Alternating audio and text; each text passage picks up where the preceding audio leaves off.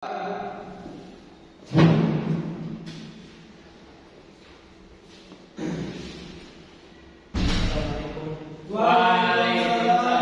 warahmatullahi wabarakatuh. Selamat sore Anda. Sore Pak. Bagus sekali ya masih bersemangat. Apa kita semua hadir hari ini? Tidak Pak. Baik, siapa yang tidak hadir? Aditya diberikan Pak. Kenapa ada izin? Aditya izin Pak. Kalau dia izin juga Pak. Baik. Berarti kita langsung saja pada pembelajaran kita hari ini. Jangan lupa untuk mengingatkan teman-temannya untuk pembelajaran kita hari ini kita beritahu kepada guru kita ya Anda. Baik Pak. Pada hari ini kita akan mempelajari tentang konsep dasar usul fikih. Sebelumnya itu kita sudah belajar tentang usul fikih, tentang fikih yang ada. Ada yang masih ingat apa itu fikih? Ya Pak. Silakan Febri. Fikih adalah suatu pemahaman atau pemikiran dari tokoh-tokoh ternama Pak. Yang dilakukan untuk memecahkan suatu perkara masalah yang terjadi di masyarakat. baik sekali ya kemudian fikih itu hukum-hukum syara yang dibahas melalui dalil terperinci. Baik, ini yang sudah Febri katakan tadi ya. Kita masuk pada pengertian bahasa terlebih dahulu. Fikih menurut bahasa itu al-fahmu, al-ma'rufu, al-fikhu, atau bisa disebut dengan mengetahui, memahami, mengerti, dan fikhu itu memiliki makna memahami dengan benar. Adapun seperti dalam kata-kata fikih itu kalamaka ay araftu maksud kami. Saya mengetahui apa perkataanmu, maka saya mengerti maksud dari itu.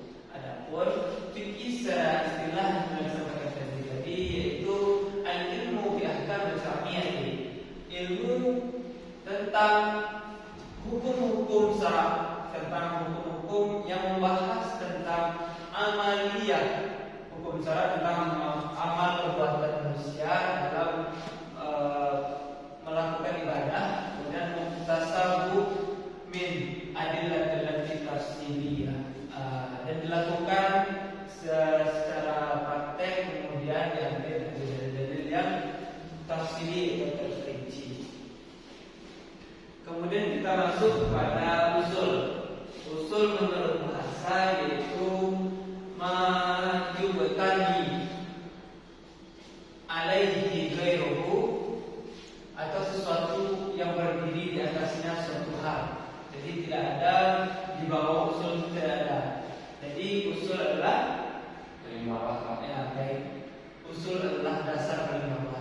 Adapun definisi usul fikih yaitu majubtani alaihi fikih, di mana suatu hal yang berdiri di atasnya fikih. Berarti usul fikih itu ada di bawahnya.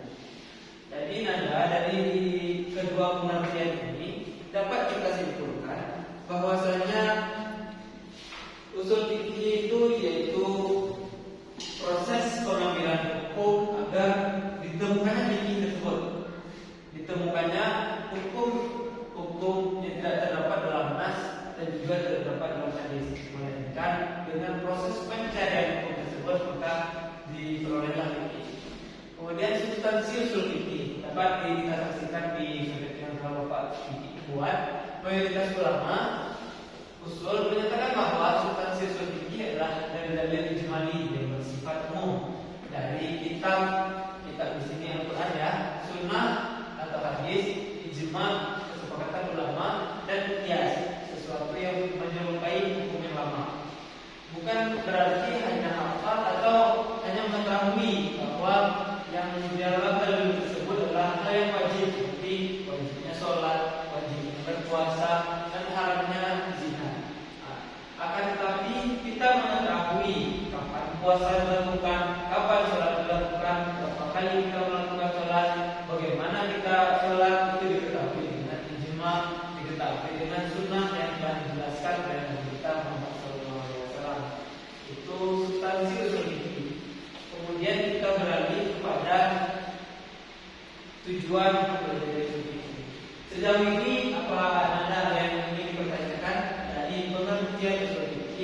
tiga substansi usul fikih.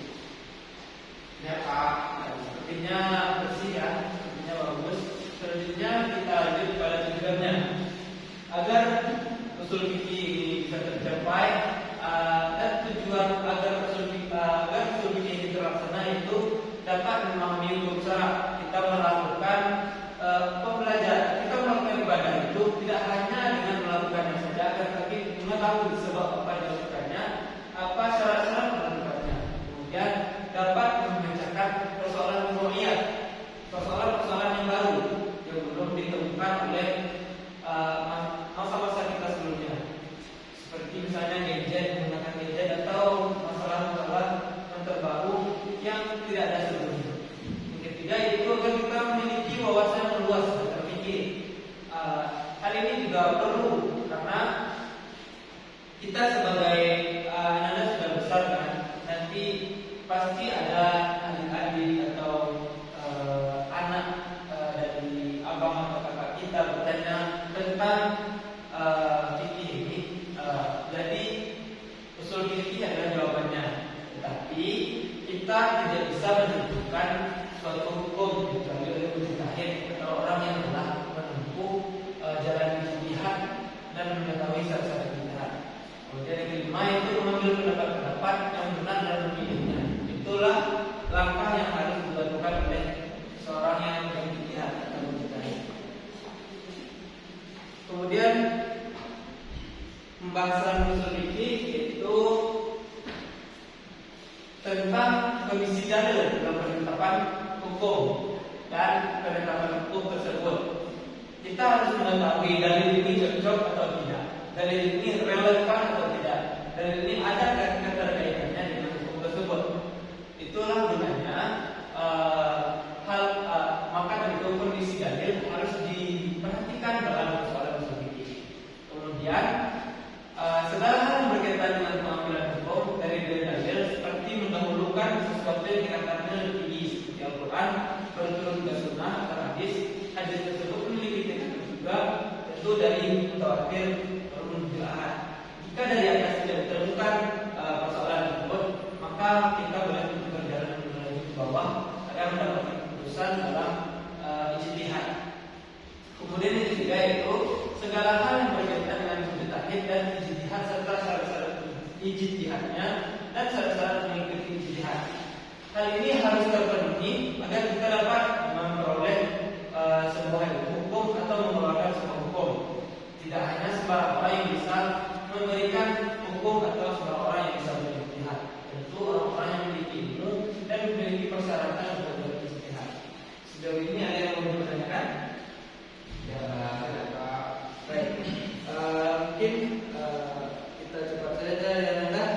Waktu kita terbatas, kita masuk pada kesimpulannya, yaitu usul fikih adalah pengetahuan tentang dalil fikih secara menyeluruh dan secara memperoleh kesimpulan hukum darinya, serta tentang kondisi yang mengambil kesimpulannya.